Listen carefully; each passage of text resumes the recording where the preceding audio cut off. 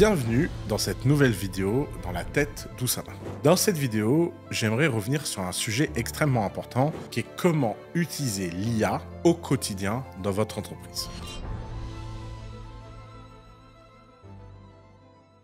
Alors avant qu'on rentre dans la pratique, dans le détail de comment on utilise effectivement l'IA dans un business, j'aimerais commencer par un point de philosophie, mindset, mentalité hyper important. Il n'y a pas de débat sur l'utilisation de l'intelligence artificielle au sein d'une entreprise. Vous pouvez discuter beaucoup de choses au sein de votre entreprise, mais est-ce que l'IA va transformer l'économie mondiale et est-ce que cette technologie est un effet de mode ou pas? Ceci n'est pas un vrai débat. Ne faites pas la bêtise que les gens ont fait avec l'Internet, d'écouter des journalistes arrogants expliquer que tout ceci n'est qu'une mode. Il n'y a pas besoin d'être Nostradamus pour savoir que l'IA est là pour rester. Et l'un des points les plus importants dans l'utilisation de l'IA, c'est que pour la première fois de l'histoire, nous avons une technologie self-réflective. Ça veut dire quoi? Ça veut dire que la meilleure façon de l'utiliser n'est autre que de l'utiliser et de lui demander à elle-même quelle est la meilleure façon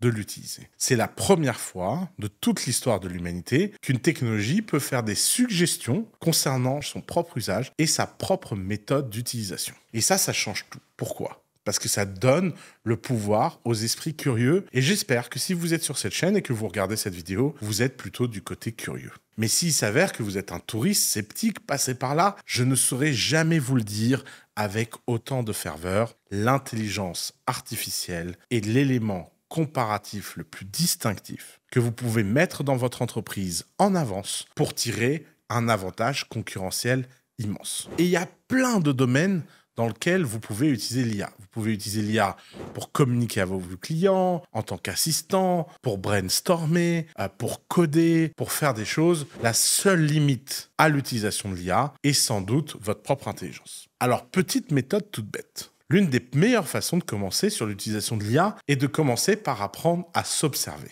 Alors, petit exercice que je vous recommande, tout bête et tout simple, faites en sorte de noter dans votre agenda l'ensemble des tâches et des actions que vous faites tous les jours, avec énormément de détails, par créneau de 10 minutes ou 15 minutes. Et à la fin de semaine, le dimanche, lorsque vous êtes tranquille, le dimanche soir, le dimanche après-midi, lorsque personne vient vous embêter, regardez cet agenda et tâche par tâche, posez la question à l'intelligence artificielle de comment vous auriez pu remplir cette tâche en utilisant l'intelligence artificielle. Et puis la semaine d'après, vous essayez de faire ces tâches-là en utilisant l'intelligence artificielle. Semaine après semaine, votre agenda va passer d'un agenda rempli de tâches que vous faites à la main vers un agenda de tâches qui est rempli par l'IA. Et vous verrez le pouvoir de productivité, le pouvoir que ça a dans votre quotidien. Alors attention, l'intelligence artificielle n'est pas un miracle. Ça demande du travail, ça demande de l'itération, ça demande d'apprendre, de se former, de passer du temps à tester des choses avant que quelque chose fonctionne. Si vous êtes du côté impatient de la force, si vous faites partie de ces gens-là que j'ai observé trop de fois dans ma vie, à savoir des gens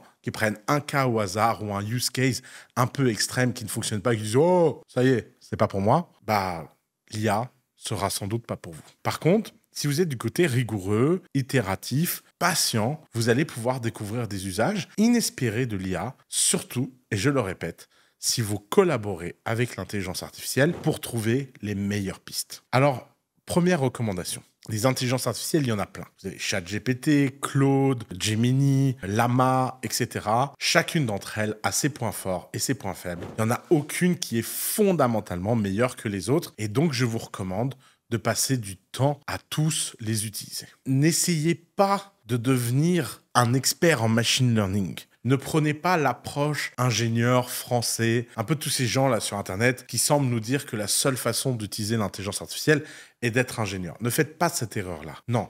Devenez un pirate de l'intelligence artificielle, un bidouilleur, un MacGyver, quelqu'un qui l'utilise réellement dans votre approche. Alors évidemment, il y a un autre outil que vous pouvez utiliser, c'est d'utiliser l'IA pour faire des recherches, notamment avec Perplexity.ai et maintenant SearchGPT, qui est incroyable pour poser des questions et avoir des réponses plus rapides que si vous faites vous-même vos recherches sur Google. Évidemment, l'IA ne se limite pas aux outils textuels. Vous avez aussi des outils comme Midjourney, DALL-E, qui vous permettent de générer des images. Vous avez des entreprises spécialisées dans le code. Vous avez des centaines et des centaines de startups qui tous les jours proposent des choses. Alors, ça peut prendre du temps de tout essayer, ça peut vous paraître complètement inutile, et pourtant, si vous le faites bien et vous le faites avec suffisamment de rigueur, ça risque de changer beaucoup de choses dans votre business. Ça va changer votre productivité, ça va changer votre approche, ça va changer votre capacité à gérer en parallèle de nombreuses tâches, et ça va surtout vous rendre quelque chose de très précieux, c'est libérer votre temps. Puisque si vous réfléchissez, nous vivons dans un monde où l'argent est une commodité, vous pouvez toujours trouver de l'argent si vous en avez besoin. Les gens compétents sont de plus en plus courants. Par contre, le temps, lui,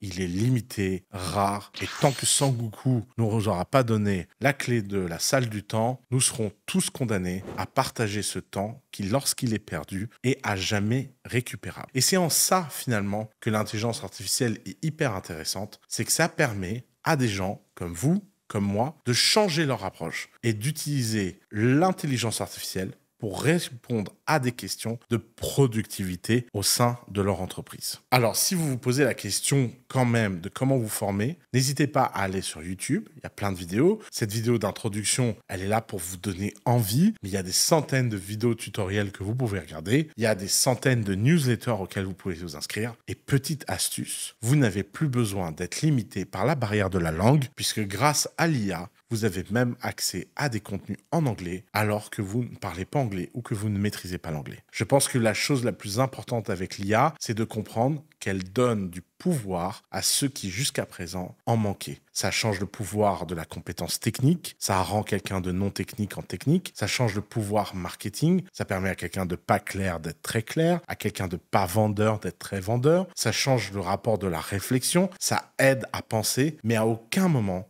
ça nous enlèvera la volonté et le désir. Si vous êtes du côté entrepreneur de la force, vous allez comprendre qu'on rentre dans un monde dans lequel le désir est la chose la plus importante. Et si vous voulez mettre au service de vos désirs l'intelligence artificielle, vous verrez que vous serez capable de produire beaucoup plus rapidement. J'ai hâte de découvrir en commentaire toutes les dingueries que vous aurez fait grâce à l'IA. J'espère que cette vidéo vous a motivé et on se retrouve très bientôt pour un Dans la tête d'Oussama Hamar.